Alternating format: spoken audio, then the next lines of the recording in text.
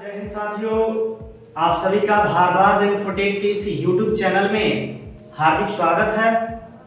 साथियों, आज आप सभी को मैं बताने जा रहा हूं DCA कोर्स के बारे में कि DCA कोर्स क्या है, DCA कोर्स का पूरा नाम क्या है, DCA कोर्स की एलिजिबिलिटी क्या होती है, कितने महीने का ये DCA कोर्स होता है और साथ ही DCA कोर्स के तहत क्या क्या सिलेबस आते हैं, पढ़ने को मिलते हैं, ये सारी चीजों के बारे में हम लोग जानने वाले हैं इस वीडियो के माध्यम से।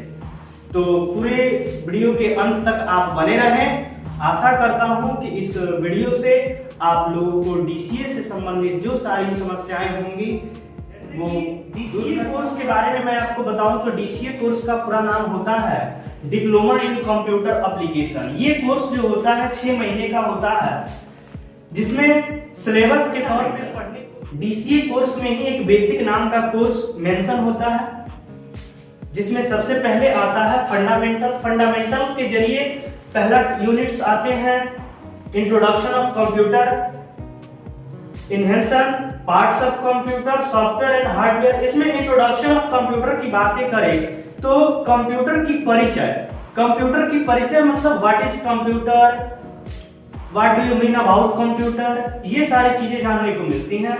इसके बाद बात करें तो इन्वेंशन ऑफ कंप्यूटर यानी who was the inventor of computer, when and where, ये सारी चीजें पढ़ने को मिलते हैं। और पार्ट्स ऑफ कंप्यूटर बोले तो कंप्यूटर के पार्ट्स, कंप्यूटर के कुछ मेन पार्ट्स भी होते हैं और बेसिक पार्ट्स भी होते हैं, ये दोनों चीज पढ़ने को मिलता है इस फंडामेंटल के द्वारा।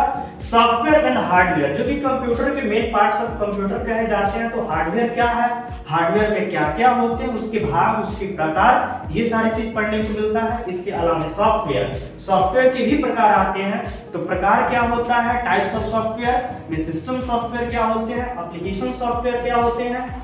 इसके अलावा बात करें तो बेसिक पार्ट ऑफ कंप्यूटर के तहत आने वाले कुछ सामान्य भाग जैसे कि इनपुट, आउटपुट, सीपीयू और मेमोरी। इनपुट यूनिट के बारे में हम बात करें तो इनपुट यूनिट क्या है, आउटपुट यूनिट क्या है, सीपीयू क्या होते हैं, कंप्यूटर का मस्तिष्क सीपीयू को क्यों कहा जाता है, अथवा मेमोरी यूनिट क्या है, इन सभी के बारे में पढ़ने को फंडामेंटल के ही तहत मिलता है। इसके अलावा आता है advantage of computer and generation of computer.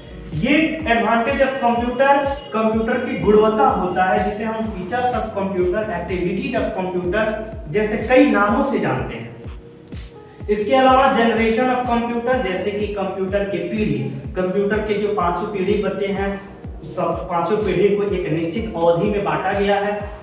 कौन सा पीढ़ी किस समय तक चला, उस समय कौन से युक्ति का, उपकरण का प्रयोग हो रहा था, ये सारी चीज कंप्लीटली पढ़ने को मिलता है इस फंडामेंटल के द्वारा। इसके बाद कंप्यूटर यूज की हम बात करें तो कंप्यूटर आज हमारे दैनिक जीवन में कंप्यूटर का क्या यूज है, कंप्यूटर का क्या प्रयोग है, ये सारी चीज के बारे में हम बात करें।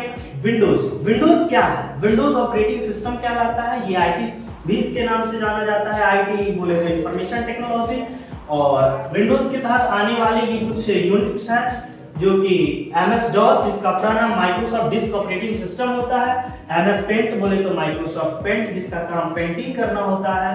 और नोटपैड बोले तो ये सिंपल टेक्स्ट एडिटर प्रोग्राम होता है, जिसके द्वारा हम साधारण पत्र, नोट्स, लेटर वगैरह बनाने के लिए प्रयोग करते हैं। और वर्डपैड के बारे में बात करें तो ये वर्ड प्रोसेसर प्रोग्राम होता है जो एडवांस फीचर्स प्रदान करता है नोटपैड की तुलना में। कंट्रोल पैनल बोले तो जैसे कि आमतौर पे मोबाइल फोन में सेटिंग वगैरह उपलब्ध होते हैं, ठीक उसी प्रकार से कंट्रोल पैनल कंप्यूटर में मौजूद होते हैं, जो कि कंप्यूटर से जुड़ी हुई सेटिंग को नियंत्रण करता है। और साथ में ये जो सारे आइकन प्रदान करते हैं उन्हें एप्लेट्स के नाम से जानते हैं। कैलकुलेटर तो एक साधारण प्रोग्राम है जो कंप्यूटर के विंडोज में मौजूद होता है, जिसका प्रयोग करके हम किसी भी प्रकार की गणना करते हैं, सब चाहे वो साधारण हो चाहे वो जटिल हो, ये सारी गणना करने के लिए प्रयोग करते हैं। इसके अलावा आता है कैरेक्टर मैप कहने का मतलब हुआ कि ये सिंबल का भंडार होता है। ये प्रयोग किया जाता है किसी भी प्रोग्राम में कैरेक्टर मैप से किसी स्पेशल सिंबल को, जो स्पेशल पर्पस से सिंबल प्रयोग किए जाते हैं, जो हमारे कीबोर्ड पर मौजूद न होते हैं, वैसे भी सिंबल हम इस जगहों से ला सकते हैं, एज अ कॉपी पेस्ट कर सकते हैं दूसरे प्रोग्रामों में। सिस्टम टूल्स, जो कि कंप्यूटर से जुड़े हुए टास्क बार टास्क बार के सेटिंग को लेकर के होते हैं। प्रोग्राम एंड फीचर्स की बात करें तो प्रोग्राम की जो भी गुणवत्ता होती है, चाहे वो प्रोग्राम बात जोड़ने की हो या प्रोग्राम को रिमूव करने की हो, बोले तो इंस्टॉल और अनइंस्टॉल करने के लिए, file, folder, screen saver, wallpaper, ये क्या होते हैं, ये सारी चीज विंडोज के तहत पढ़ने को मिलते हैं। इसके अलावा सेकेंड यूनिट के तौर पे इंटरनेट के बारे में ज्यादातर आप सभी को क्या मैं बताऊं, ये बहुत चर्चित आजकल विषय वस्तु बन गया है, केंद्रीय बिंदु बन गया है, जिससे कि आज हर वो परिवार, हर वो समाज जुड़ा हुआ है, जिसमें कि हिस्ट्री ऑफ एडवांटेज हिस्ट्री मिलता है पढ़ने को इंटरनेट का। और इससे जुड़ा हुआ ब्राउजर क्या होता है, जैसे कि तरह तरह के ब्राउजर आप सब यूज भी करते हैं, तो वो ब्राउजर क्या होते हैं जो आप सभी के बीच में यूज हो रहे हैं या आप कर रहे हैं, वेब पेज क्या होते हैं, होम पेज क्या होते हैं, तरह तरह के स्कूल, कॉलेज, यूनिवर्सिटी, बैंक वगैरह के या अपना गवर्नमेंट पोर्टल्स वगैरह होते हैं, वेबसाइट, ये वेबसाइट क्या होते हैं, इसमें डोमेन होता है, www होता है, www, ये क्या होते हैं, DNS डोमेन सिस्टम क्या होता है, ये सारी चीज पढ़ने को मिलता है। साथ ही सर्च इंजन, छोटा उदाहरण दे तो जो आपकी कोई सूचना इंटरनेट के द्वारा अगर ढूंढने वाली बातें हो जाए, जैसे चाहे वो याहू हो जाए या गूगल हो जाए, अमेज़न हो जाए, ये सारी चीज आपके सर्च इंजन के तहत आते हैं। ईमेल, जीमेल, ये सब आपके ऑनलाइन कनेक्टिविटी के द्वारा, किसी के द्वारा कम्युनिकेशन स्थापित करने के लिए, एक कांटेक्ट करने के माध्यम का एक। आगे बात करें तो ऑफिस पैकेज आ जाते हैं आपका डीसीए में, जो सबसे वन ऑफ द बेस्ट कहें या डीसीए को सबसे अगर महत्वपूर्ण बनाता है तो ये ऑफिस पैकेज बनाता है। ऑफिस पैकेज जिसे हम ऑफिस ऑटोमेशन भी कहते हैं, इसमें Microsoft Word, Microsoft Excel, PowerPoint, Access, Outlook, OneNote, workspace जैसे बहुत से प्रोग्राम मौजूद होते हैं। ये एप्लीकेशन सॉफ्टवेयर होते हैं जिसे हमें बाहर से सिस्टम में जरूरत के हिसाब से इंक्लूड करना पड़ता है, इंस्टॉल करना पड़ता है। इसमें माइक्रोसॉफ्ट वर्ड के बारे में अगर हम बात करें तो ये माइक्रोसॉफ्ट वर्ड है वर्ड प्रोसेसर, जो बीते समय मैंने सुना है नोटपैड के बारे में, वर्डपैड के बारे में, उससे 10 गुना बेहतर गुणवत्ता के साथ ये माइक्रोसॉफ्ट वर्ड आता है। सीधा शब्दों में जाने कि एज अ ऑफिस असिस्टेंट कोई भी, चाहे वो पत्र हो जाए, कोई नोट्स हो जाए, कोई बुक्स हो जाए, अगर बनता है, कोई भी डॉक्यूमेंट प्रिपरेशन किए जाते हैं ऑफिशियल, तो वो MS वर्ड में ही किए जाते हैं। MS एक्सेल जो भी ऑफिशियल किसी भी प्रकार के रिकॉर्ड को मेंटेन करने की बात आए, वो भी कैलकुलेशन के साथ करने की बातें आए, तो ऐसी जगहों पे एक्सेल का प्रयोग किया जाता है। MS PowerPoint, that means की presentation, make a interesting advertisement about your business, about your institution, about your goals. That's the use of PowerPoint. MS Access के बारे में बात करें तो MS Access का प्रयोग किया जाता है व्यवसाय से जुड़ी हुई, चाहे डॉक्टर्स वगैरह की जो भी रिपोर्ट्स आर्टिंग वगैरह तैयार किए जाते हैं उसके लिए। आउटलुक, वननोट और वर्कस्पेस यह एक प्रकार का ऐसा फीचर्स है, एक ऐसा एडवांटेज है जिसका प्रयोग किया जाता है किसी प्रोग्राम में जुड़ने के लिए, किसी सूचना को निर्देशित करने के लिए, और साथ ही अपने द्वारा तैयार किए गए डॉक्यूमेंट्स को किसी अन्य यूजर तक पहुंचाने के लिए, घर बैठे ऑनलाइन इंटरनेट सेवा के द्वारा किसी दूसरे तक पहुंचाने के लिए, जानकारियां साझा करने के लिए। अगला यूनिट HTML और मल्टीमीडिया।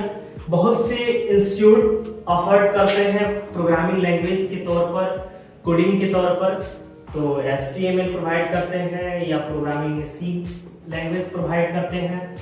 तो अकॉर्डिंग टू इंस्टीट्यूट फैसिलिटीज बात करें इंस्टीट्यूट की गुणवत्ता की, तो गुणवत्ता के अनुसार इंस्टीट्यूट वाले अलग अलग प्रोवाइड करते हैं। HTML बोले तो हाइपरटेक्स्ट मार्कअप लैंग्वेज।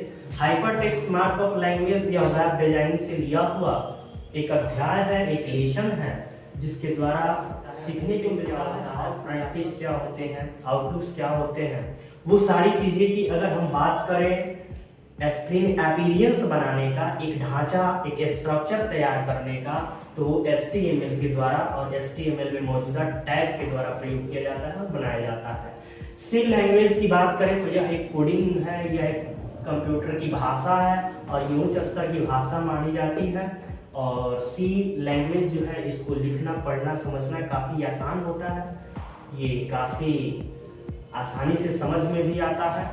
इसके अलावा बात करें तो मल्टीमीडिया। मल्टीमीडिया यह मल्टी और मीडिया दो शब्दों से मिलकर के बना हुआ एक शब्द है, एक अध्याय है, जो कि मल्टीमीडिया एक टेक्नोलॉजी भी है, एक तकनीक भी है, जिससे कि हमें कुछ बेहतर से बेहतर सीख पाना। आप ये वीडियो देख रहे हैं तो ये भी एक मल्टीमीडिया ही है।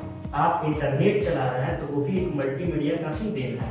आप मेरे बातों को सुन पा रहे हैं साउंड के तौर पे, तो ये भी मल्टीमीडिया का ही देन है। तो इससे जुड़ी हुई जानकारियाँ डीपली मिलता है पढ़ने को कि वीडियो क्या है, what is video, what is audio, what is sound etcetera चीज़ें पढ़ने को मिलता है। एनिमेशन, इमेज, ग्राफ, ये सारी चीज़ें, साथ में elements of multimedia, use of multimedia है this YouTube channel Bhardwaj Infotech. मिलते हैं अगले वीडियो में, तब तक के लिए जय हिंद। लाइक, कमेंट और शेयर करना नहीं भूलिए।